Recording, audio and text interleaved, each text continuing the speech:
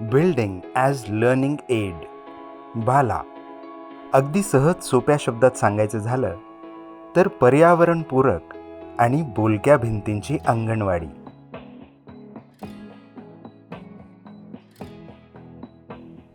अंगणवाडी हे बालविकासातील महत्त्वाचे पहिले संसाधन केंद्र असते. महिला व बालविकास विभागामार्फत 0 ते 6 वर्षांच्या बालकांच्या विकासासाठी विविध योजना अंगणवाड्यांमार्फत राबवण्यात येतात. अंगणवाडी केंद्रात बालकांबरोबरच माता पालक व किशोरवयीन मुलीही येतात. या सर्वांना योग्य प्रकारे सेवा देणे शक्य व्हावे यासाठी सध्या अस्तित्वात असलेल्या अंगणवाडी केंद्रांच्या रचनेत काही बदल करणे आवश्यक आहे. यानुसार राज्यात असलेल्या अंगणवाड्यांमध्ये बालकांच्या गरजांनुसार काही बदल केल्यास व पर्यावरणपूरक अंगणवाडी इमारत ही संकल्पना स्वीकारून सुविधा उपलब्ध करून दिल्यास त्याचा फायदा हा बालकांच्या सर्वांगीण विकासासाठी होणार आहे. हे लक्षात घेऊन युनिसेफ मुंबई यांनी बाला ही संकल्पना मांडली. यामध्ये अंगणवाडी इमारत व त्या सभोवतालच्या परिसराची रचना अशी असावी जेणेकरून ती अंगणवाडी इमारत बालकांना आकर्षितही करेल आणि त्यांच्यात मूल्य शिक्षणाचे बीज रोवण्यास कारणीभूत ठरेल. महाराष्ट्रातील काही निवडक जिल्ह्यांमध्ये बाला संकल्पनेवर आधारित अंगणवाडी उभारण्याचे काम सुरू झाले. यातील एक जिल्हा म्हणजे सिंधुदुर्ग. कोकण किनारपट्टीतील सर्वात शेवटचा सिंधुदुर्ग जिल्हा हा जास्त पर्जन्य असलेल्या क्षेत्रात गणला जातो. युनिसेफ मुंबई, सॅक्रेड संस्था आणि जिल्हा परिषद सिंधुदुर्ग यांच्या संयुक्त विद्यमाने सिंधुदुर्ग जिल्ह्यांमधील अंगणवाड्यांचे सर्वेक्षण करण्यात आले. सॅक्रेडच्या टीमने जिल्ह्यातील प्रत्येक तालुक्यातील अंगणवाड्यांचे सर्वेक्षण केले.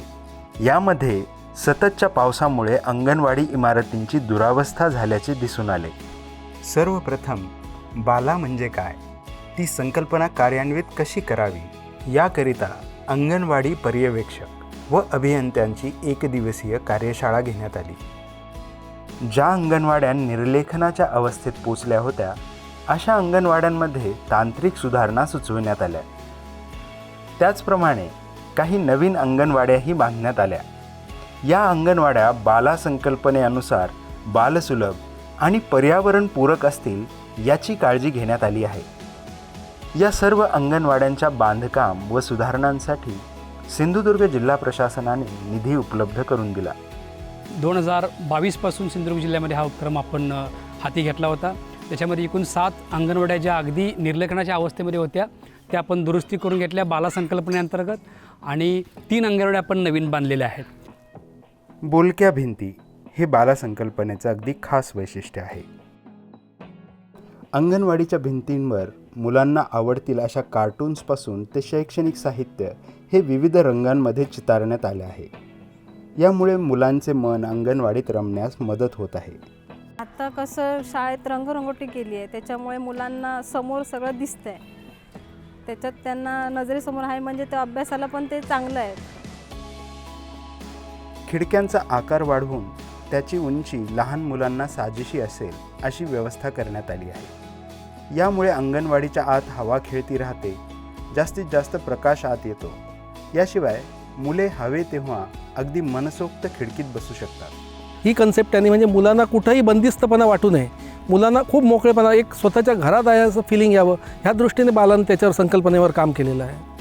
सिंधुदुर्ग जिल्ह्यामध्ये पावसाचे प्रमाण अधिक असल्यामुळे येथील अंगणवाडी इमारतींची छप्पर उतरती आणि कौलारू बनवण्यात आली आहे आणि त्याला मजबूत लोखंडी सळ्यांचा आधार देण्यात आला आहे. आता सध्या काजूचा सीझन आहे तर येतात माकड बऱ्याचदा, पण आम्हाला त्याचा धोका जाणवत नाही कारण छप्पर खूप मजबूत आहे. याशिवाय नैसर्गिक प्रकाश यावा अशी व्यवस्थाही करण्यात आली आहे. लाईटची व्यवस्था जरी सोमवारचा दिवस असतो त्यावेळेला लाईट इथे जातात, लोड शेडिंग आहे, त्या दिवशी आम्हाला लाईटचा त्रास होत नाही की आज लाईट नाही आहे तर काय, प्रकाश खूप चांगला आतपर्यंत पोचू शकतो. मध्यान्ह भोजन हा अंगणवाडी व्यवस्थेचा एक महत्त्वाचा घटक आहे. बाला संकल्पनेअंतर्गत भोजन तयार करण्यासाठी स्वतंत्र स्वयंपाक खोलीची व्यवस्था करण्यात आली आहे.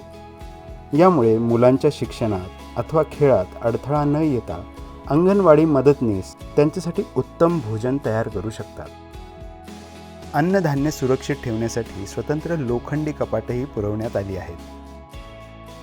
टॉयलेटच्या दारांची संरचना अशा प्रकारे करण्यात आली आहे की जेणेकरून मुलांना टॉयलेटमध्ये असताना गरज पडल्यास अंगणवाडी सेविका आणि मदतनीस त्यांच्यावर लक्ष ठेवू शकते. टॉयलेटमधून बाहेर आल्यावर हात धुण्यासाठी वॉश बेसिन ही मुलांच्या उंचीला साजेशी बनवण्यात आलेली आहे, जेणेकरून मुलांमध्ये वैयक्तिक स्वच्छतेच्या सवयी रुजवण्यास मदत होत आहे. तर याआधीचा जो टॉयलेट होता तो अंगणवाडीच्या शेजारी होता. पावसाळ्यातून मुलं ज्यावेळी टॉयलेटला जायची त्यावेळी ती भिजायची बऱ्याच वेळा. आणि आता हे अंगणवाडीचं काम केल्यापासून आम्हाला आतमध्येच टॉयलेट करून दिलं आहे. त्याच्यामुळे मुलांना आतल्या टॉयलेटला वगैरे जाता येतं. एकदम फ्रेश असतात अंगणवाडीत आल्यामुळे. मुलांना खेळताना कुठलीही दुखापत होऊ नये यासाठी अंगणवाडीच्या आवारात सँडपीटची व्यवस्था करण्यात आली आहे. अंगणवाडीच्या आवारात परसबागेसाठी जागा देण्यात आली असून त्यामुळे मुलांना निसर्गाशी एकरूप होता येते. कुंपण केलं छानपैकी, त्यामुळे बगीच्याला हे मिळालं नाही. तर गेट ओपन असल्यामुळे गुरं आत येत होती. कुंपण असल्यामुळे आमचा बगीचा सेफ राहिला. भविष्याच्या दृष्टीने दिव्यांग मुलांनाही सहज ये जा करता यावी यासाठी पायऱ्यांबरोबरच रॅम्पची सुविधाही उपलब्ध करून देण्यात आली आहे. पहिली फक्त एकच रूम होती ज्यामध्ये मुलांना बसणे, पुन्हा अंगणवाडीचं साहित्य वगैरे एकाच ठिकाणी ठेवावं लागत होतं. मग हे यापूर्वी या अंगणवाड्यांना असे पॅरापेट वॉल वगैरे आपण आता बांधलेले आहेत, ग्रिल वगैरे लावलेले आहेत, झडपं लावलेले आहेत, गेट लावलेले आहेत. अशा प्रकारे काय नव्हतं. मग आता आम्ही ते त्या पद्धती संकल्पनेच्या सूचनेप्रमाणे आता आम्ही ते सगळं करून घेतलेलं आहे. या कामांमध्ये जिल्हा प्रशासन, अभियांत्रिकी कर्मचारी आणि अंगणवाडी सेविकांचा महत्त्वपूर्ण सहभाग होता. नवीन वास्तू झाल्यापासून मुलांना जरासं वेगळे पण वाटतंय. बघायला गेलं तर एकंदरीत इमारत ही चांगली दिसते. मुलांना आपलं घर छान आहे तसं ही पण शाळा छान आहे असं वाटायला लागलं. तालुक्यातल्या नाही, सगळ्या जिल्ह्यामध्ये सगळ्या अंगणवाड्यांमध्ये अशा प्रकारे काम व्हायला पाहिजे. कोळशीची अंगणवाडी एवढी प्रसिद्ध झालेली आहे की आमच्याकडे इतर तालुक्यांमधून सुद्धा ॲडमिशन आहेत सध्या.